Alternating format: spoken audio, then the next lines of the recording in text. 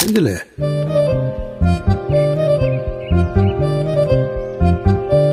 கோயிலாண்ட கனகாபுரம் வசனுக்கு பொண்ணு என்னையே பாக்குற மாதிரி யோசிக்கிறத பார்த்தா கல்யாணம் போலுக்குதுடா தம்பி.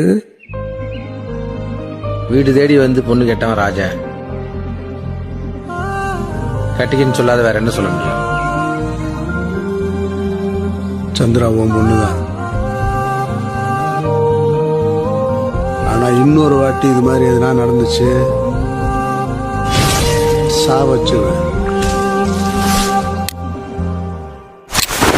கொட்டி தீர்த்தவா ஒரு முட்டாள் மேகமா உன்னை சுத்தி வாழவா கொட்டா காகமா பறவையே பறந்து போ